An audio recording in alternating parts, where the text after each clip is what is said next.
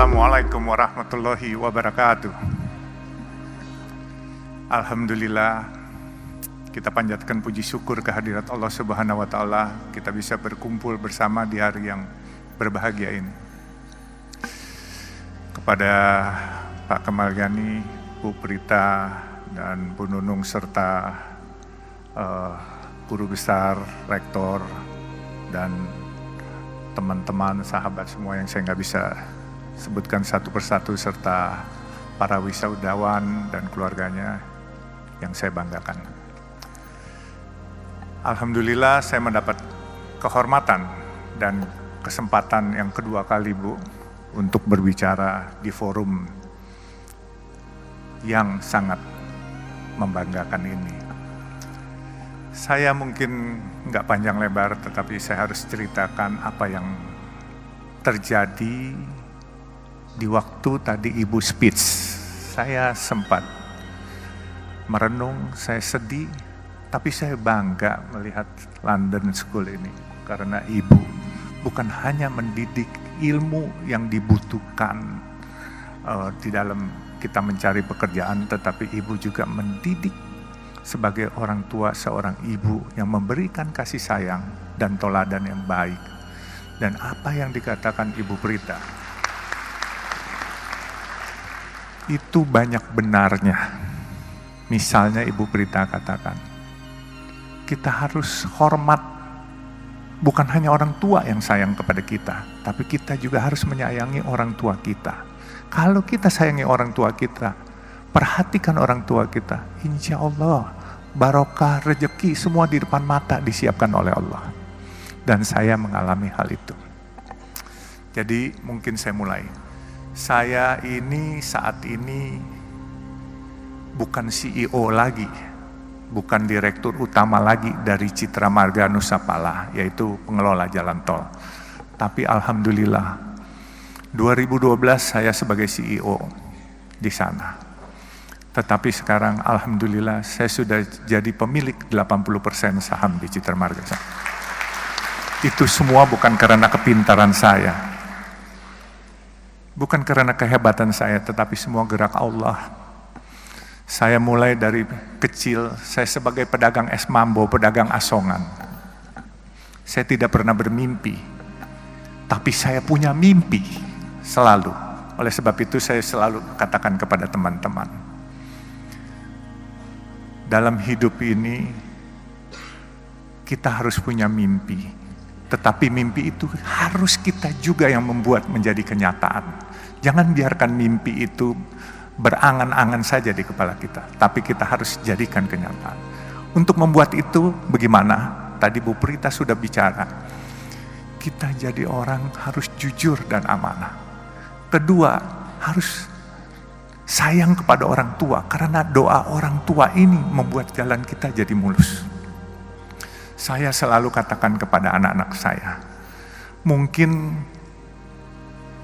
kalau kamu disuruh pilih sayang ibu atau bapak, kamu bingung. Tapi saya tekankan kepada anak-anak saya, pertama kamu harus lebih hormat, lebih sayang kepada ibu kamu. Baru kedua bapak kamu. Karena pengorbanan ibu kamu jauh lebih besar daripada bapak kamu. Jadi ibu mengandung kita. Begitu kita lahir, kita disuapin, terus kemudian kita ngompol, kita buang air besar, tengah malam, lagi tidur enak-enak, dia bangun, dia susuin kita, kadangkala cuci, kita punya ngompol cuci, kita punya bekas buang air. Kemudian dia didik kita, dia bawa kita ke sekolah, dia antar, diajarin kita. Kalau seorang ayah cuman cari nafkah saja diberikan, tetapi kalau yang mendidik anak-anak itu semua peran ibu sangat besar. Oleh sebab itu jangan sampai kita lupa akan pengorbanan seorang ibu.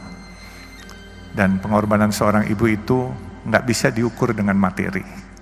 Saya pun kadangkala suka sedih. Saya kalau ke makam ibu bapak saya, andai kata saya masih punya ibu bapak, pasti saya akan sayangin lebih. Tapi ya mungkin Tuhan berencana lain.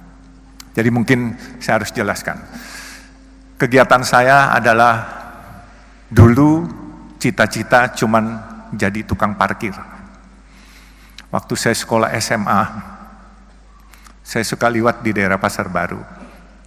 Saya tanya tukang parkir, satu hari dapat berapa sih? Dapat 10.000 sampai 15.000. Waktu itu satu mangkok bakmi hanya 300 perak. Jadi kalau 10.000 sama dengan 33 mangkok. Andai kata saya makan satu hari 3 kali, saya masih bisa save 30 mangkok. Berarti saya masih bisa jadi tukang parkir aja udah cukup. Itu cita-cita waktu SMA. Terus saya bermimpi, kok orang-orang bisa sukses? Bagaimana cara sukses? Satu hari saya ke toko buku, saya lihat buku bagaimana jadi orang sukses. Saya nggak punya uang. Waktu itu toko bukunya di Pasar Baru, toko buku Tropen. Saya hanya duduk ke sana, saya numpang baca, terus saya pulang. Saya bacain buku bagaimana cari orang sukses. Sebenarnya nggak perlu baca buku lagi, karena tadi yang Ibu Prita katakan itulah di buku itu sebenarnya intisarinya. Karena jadi orang sukses itu harus rajin bekerja. Dan juga jangan lupa berdoa. Dan juga jangan lupa jujur. Dan jangan lupa juga sayang kepada orang tua. Dan minta ridho barokah dari orang tua. Itu intisarinya. Dan saya selalu bermimpi memang menjadi orang sukses. Mimpi itu saya sendiri pesimis waktu itu untuk untuk sukses. Tetapi seperti saya katakan, bahwa ini semua gerak Tuhan, bukan gerak saya. Saya jadi mualaf umur 24 tahun. Saya diangkat anak oleh almarhum Buya Hamka. Dan seiring saya jadi mualaf, saya cuma niat minta kepada Allah. Karena waktu saya jadi mualaf itu Buya Hamka bilang, nak, dosa-dosamu mulai hari ini 0. Jadi kamu mulai lagi dengan yang baik ya. Jadi saya mulai dengan yang baik. Dan saya niat minta kepada Allah, ya Allah, dengan perkenan Engkau, kalau memang diperkenankan, aku ingin mengharumkan nama Islam dan aku ingin sukses. Sukses itu entah bagaimana, apakah punya nama besar, apakah punya harta, saya bilang terserah.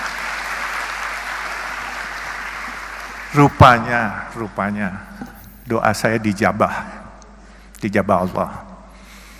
Dan saya bisa mendapat kesempatan mempunyai usaha. Saya punya usaha kayu dulu di Kalimantan, saya bikin triplex. Tapi waktu Orde Baru, karena saya kurang dekat dengan pemerintahan waktu itu, akhirnya saya dikeluarkan satu surat untuk tidak dilayani dokumentasinya. Akhirnya saya tutup pabrik saya, 11.000 karyawan saya harus pulang ke Jawa itu semua. Dan saya nggak kecil hati. Saya bilang, ya Allah, kalau memang ini rencanamu, nggak apa-apa. 11.000 karyawan bedol desa semua pulang. Saya diam, terus saya coba lagi untuk berusaha lagi. Tetap kadangkala jatuh bangun itu pasti. Ya ada hal-hal waktu 2008, saya ingat itu pabrik tahun 94 saya tutup dan saya 2008 diajak seorang teman. 14 tahun saya pensiun itu ibaratnya nggak ada kerjaan. Diajak seorang teman untuk ikut di perusahaan pemboran minyak lepas pantai. Tapi 1 tahun saya bilang ini bukan bidang saya. Kemudian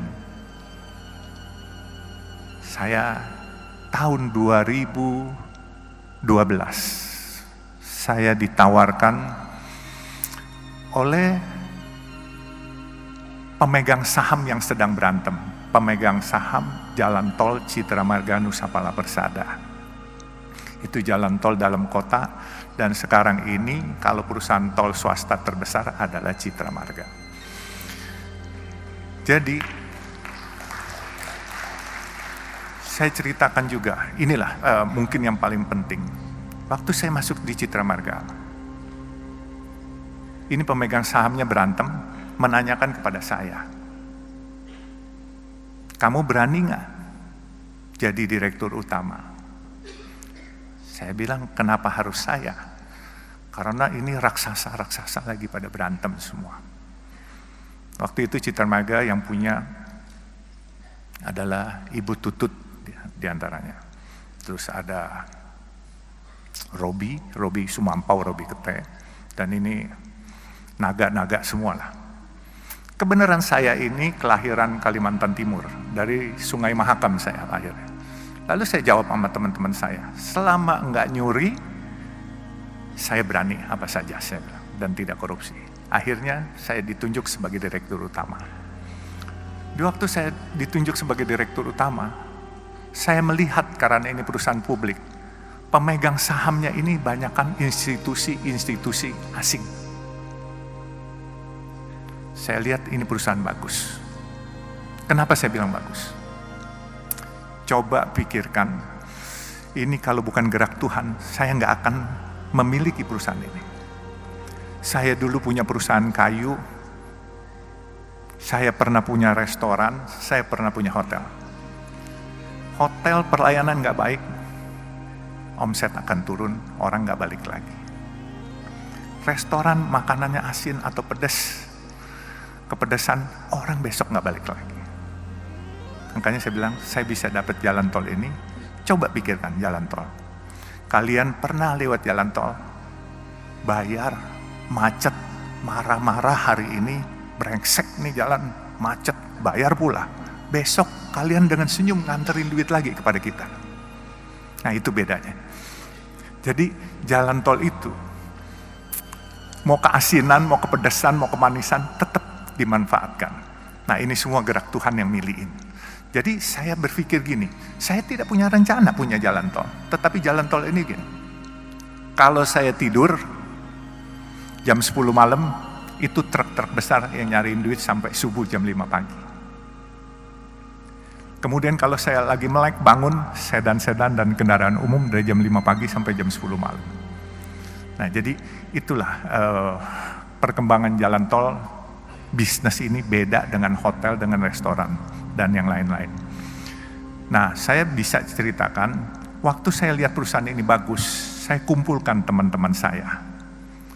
Teman-teman saya dari berbagai macam suku, ada yang Tionghoa atau yang disebut Aseng. Jadi saya bilang, ini daripada asing yang milikin, kenapa enggak kita, kalian para Aseng, teman-teman maupun yang lain, ayo kita milikin. Mereka tanya sama saya, bagaimana?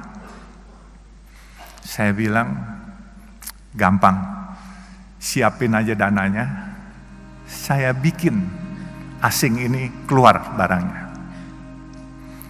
Jadi waktu itu saya direktur utama, apa yang saya sebut itu pasti bereaksi market. Tapi waktu itu memang saya menyebut ingin membeli sesuatu barang, itu asingnya ketakutan. Kebenaran saya nggak sekolah tinggi Pak, jadi saya main seruduk aja. Kalau ikutin aturan saya nggak berani ngomong begitu karena di aturan nggak boleh.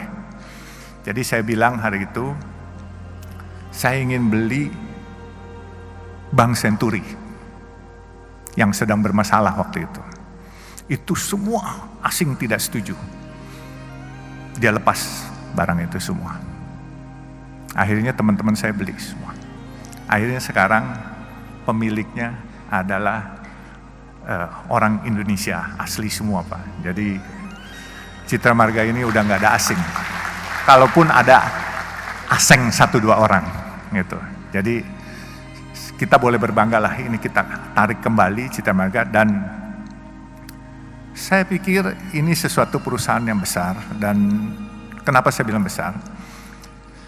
Dia punya omset untuk dalam kota 600.000 kendaraan per hari. Memang biaya pembangunannya cukup besar. 600.000 kendaraan kali 9.500 rupiah. kurang lebih hampir 6 miliar, 5,4 miliar per hari. Bagian Jasa Marga separuh, bagian Citra Marga separuh. Tetapi uang itu dipakai untuk pembangunan. Pembangunan jalan tol lain. Bahkan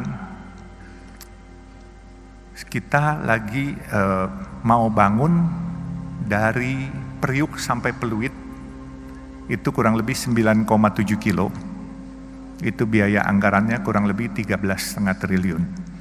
Lalu kita mau bangun, sekarang kita sudah ada Soreang Pasir Koja di Jawa Barat, di Bandung. Dari Pasir Koja kita mau mengurai kemacetan di Bandung kota, kita akan bikin jalan menembus Gatot Subroto, Soekarno-Hatta sampai Pasopati. Itu kurang lebih 9 triliun. Jadi 22,5 triliun kita butuhkan.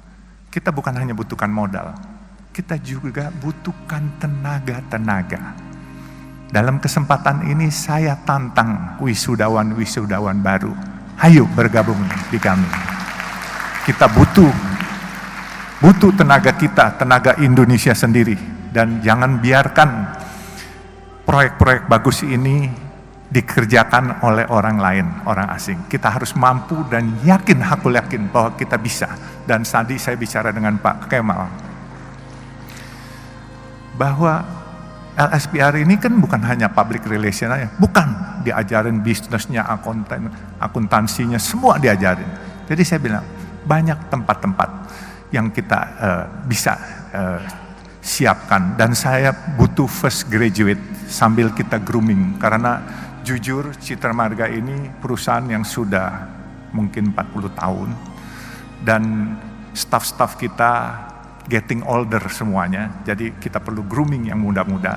Makanya saya menantang teman-teman, adik-adik wisudawan, kalau yang mau bergabung kepada kami silakan. Tapi ya memang kerjanya bukan di back office saja, tetapi kadangkala di lapangan. Tetapi percayalah, di lapangan juga cukup menarik dan cukup enak. Ya, jadi kalau nanti mau, nanti hubungi saya.